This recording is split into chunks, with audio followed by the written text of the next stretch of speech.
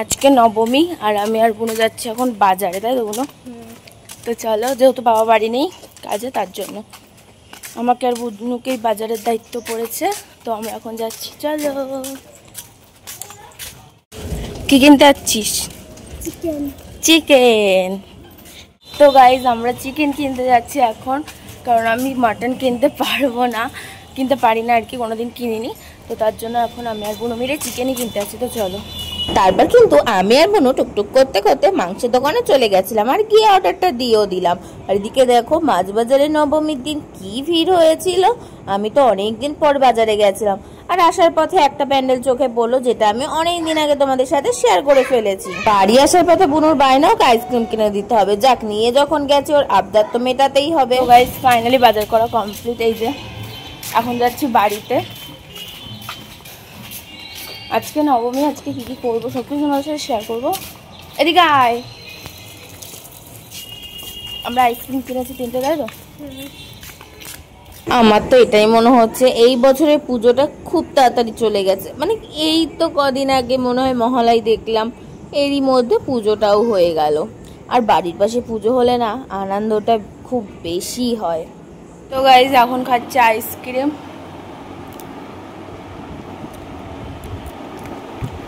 এখন অনেক কাজ আছে, বাড়িতে কাজগুলো করে নিই, দেন তোমাদের সাথে দেখা হচ্ছে। রাতে তো মজা হবে। বাই।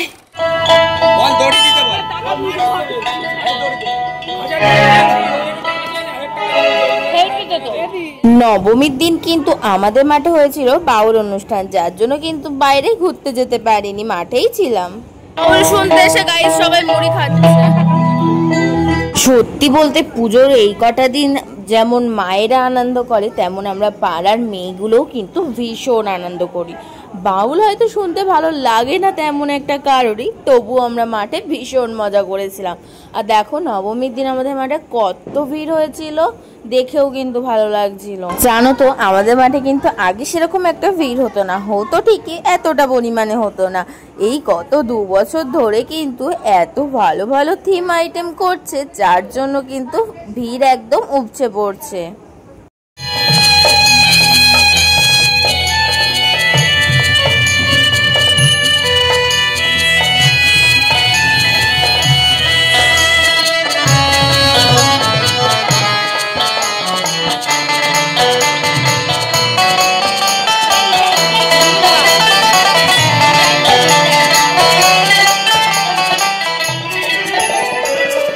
সত্যি বলতে সচরাচর কিন্তু বাউল গানটা শোনা হয় না, কিন্তু মাঠে যখন অনুষ্ঠানে বাউল গান হচ্ছে তাহলে তো শুনতেই হবে।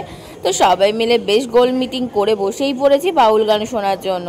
আর আমরা একসাথে থাকলে আড্ডা হবে না, এটা কি হয়? এদিকে দেখো একটা রোল কিনে এনে আমার ওপর ভালোবাসা উতলে পড়ছে, আমাকে তো খাইয়েই ছাড়লো। তো যাই হোক, রোলটা অতটাও ভালো ছিল না, কারণ পুজোর মধ্যে কোনো দোকানের খাবার অতটাও ভালো হয় না।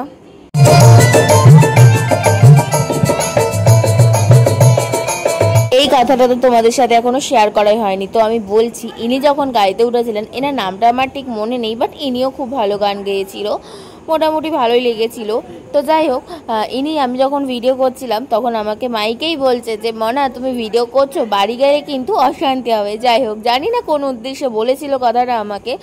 তো এদিকে দেখো আমরা যেহেতু বসে বসে অনেকক্ষণ ধরে বাউল গান শুনছিলাম, মাঠের মানে আমাদের ক্লাবের তরফ থেকে কিন্তু আমাদের সবাইকে একটা করে সিঙ্গারা দিয়েছিল। আচ্ছা এবার বলো তো কারা কারা বাউল গান শুনতে ভালোবাসো বা বাউল গান শোনো? আমি কিন্তু এর আগে কখনোই শুনিনি, এই ফার্স্ট টাইমই শুনেছিলাম, বেশ ভালো লেগেছিল। গাইস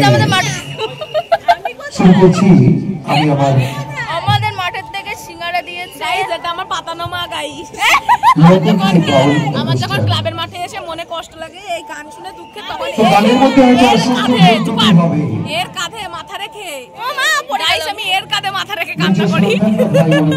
আমাদের মাঠের থেকে একটা ভালো জিনিস গাইস, এই দেখো আমি খাচ্ছি সিঙ্গারা। আমরা খাচ্ছি সিঙ্গারা। সিঙ্গারা কি করে খেতে হয় তোমাদেরকে দেখাবো। সিঙ্গারা ও এইভাবে খেতে হয়। যারা টাকার লোভে দেশের সম্পদ দেশের পাচার করে, টাকা দিয়ে রেহাই পাবে না।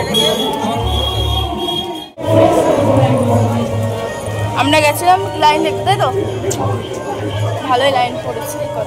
চলো গাইজ দেখাচ্ছি। বাই দ্য ওয়ে, আমরা গেছিলাম আমাদের ক্লাবের লাইন কত দূর গেছে সেটাই দেখার জন্য। তো দেখলাম বাড়ি থেকে প্রায় অনেকটা দূরই গেছে। মানে এবছরের থিমটা কিন্তু জাস্ট অসাধারণ ছিল, চলচ্চিত্রে সত্যজিৎ রায়। আমি আগেও বলেছিলাম ভিডিওতে। সো কারা কারা বনগাঁর এই প্যান্ডেলটা দেখতে এসেছো অবশ্যই কিন্তু কমেন্ট করে জানিও আমাকে। আমি জানি অনেকেই বনগাঁ ঠাকুর দেখতে আসে দূর দূরান্ত থেকে, তো এই ভিডিওটা যদি তারা দেখে থাকো অবশ্যই কিন্তু বলে যেও।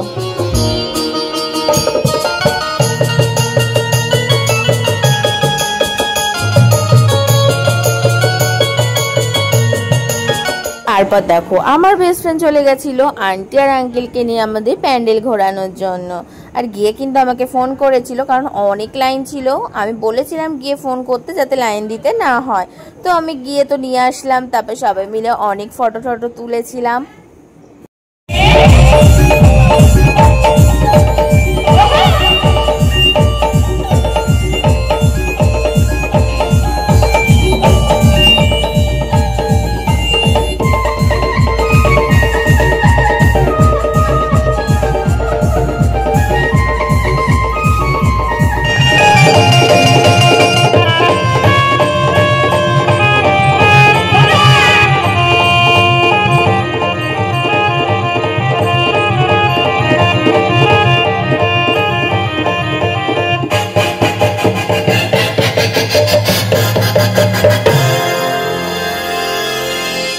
টোটাল কিন্তু 4 জনা গান গেয়েছিল ওই দিন, বাট সব থেকে ভালো লেগেছিল ওই দিদিটার গানটা।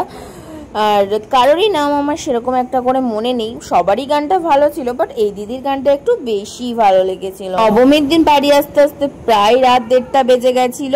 আর এদিকে দেখো বাড়িতে কিন্তু সন্ধ্যেবেলায় এক চিকেন চাউমিন করে গেছিলাম, আর রাতের ডিনারে কিন্তু সেটাই খেয়ে নিয়েছিলাম সবাই। জানি না কেন এই বছরের পুজোটা আমার পার্সোনালি একদম ভালো যায়নি।